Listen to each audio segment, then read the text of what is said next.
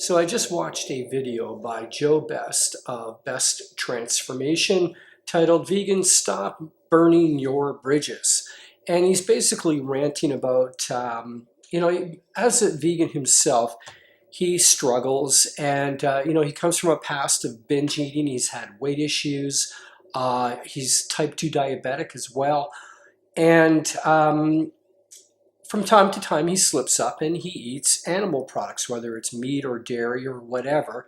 But he's never, tried to conceal that fact. He's always been open about it. And because of that, he gets a lot of flack, a lot of judgment and condemnation from many of those in the vegan community. And he's more or less fed up with it. He doesn't understand the extreme mindset that these people are coming from.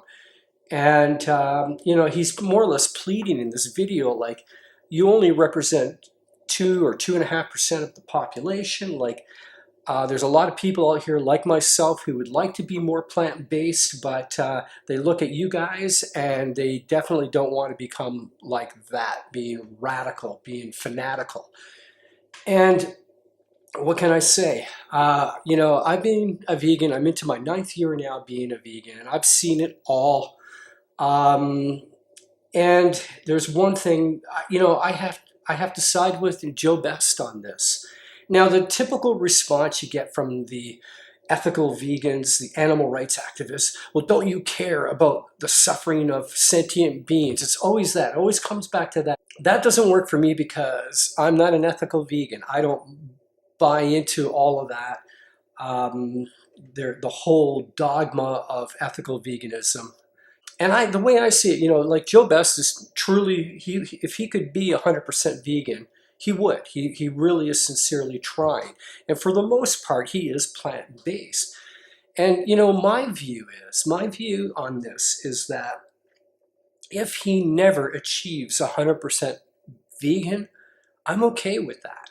In fact, if he even decided that, you know what, I'm happy with just the fact that I eat an animal product once a month or once a week, but for the most part, I'm eating plant foods, I would be completely at peace with that. I think, boy, if we could get, the majority of people to cut down on their meat consumption to 50% even. I mean, that would make a huge difference. And this is something that we should encourage and support. Maybe 100% vegan is not practical for most people in the world. But when you're in that ideological, ethical vegan mindset, there's no room for even that kind of a consideration. In the 9 years that I have been vegan, there have been a few occasions where I have eaten animal products, not for a long time. Probably the last time was back in 2012.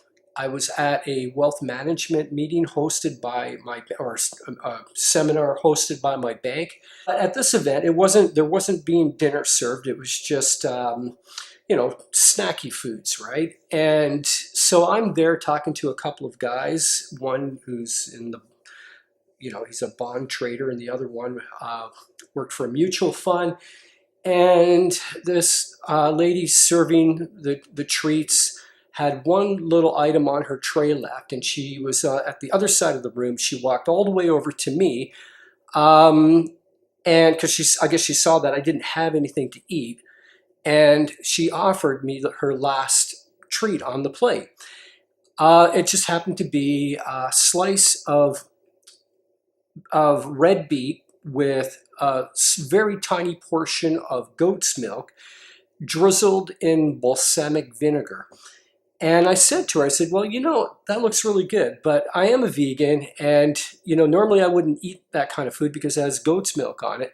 But you know what, since you came all the way over here and offered it to me, I'm gonna accept your offer. Thank you very much. And I ate that little slice of beet with goat's cheese on it. And what ended up happening, the couple of guys that I was talking to heard what I said, and they go, oh, you're a vegan? And next thing you know, we're talking about veganism. So yeah, I mean, that I guess it's not, I mean, another time was before that, going back a little bit further. I think this was 2011. My mother, before, it was the last meal that she cooked for me before she ended up dying in 2013. At this point, she was starting to lose her memory, and she forgot that I was a vegan, and she, with great effort, cooked me this steak dinner. And believe me, by then it was a real effort for her to cook any kind of meal. And I could have, said, oh no, Mom, I can't eat that. I'm a vegan. And she would have been upset because she forgot.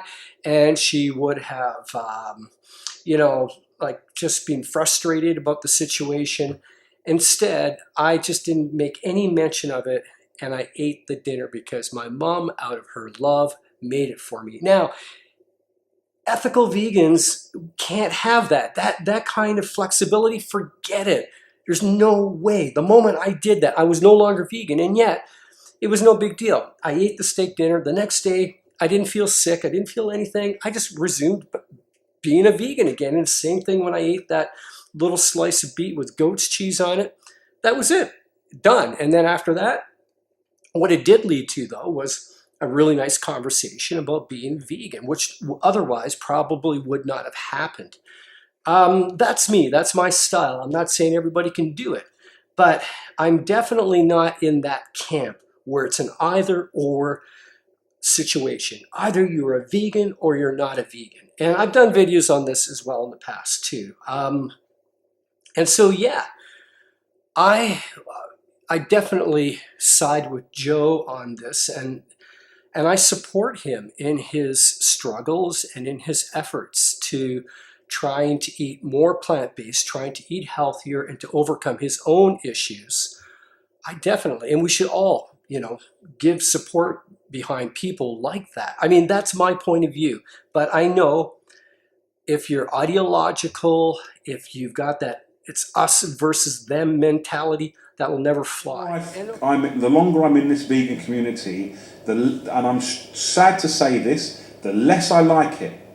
The less I like it, because it looks on the surface to be a really nice place, but when you get involved, it is completely full, like really many harshly judgmental, critical, small-minded people who just want to be cool because they don't eat animals. And it's crazy.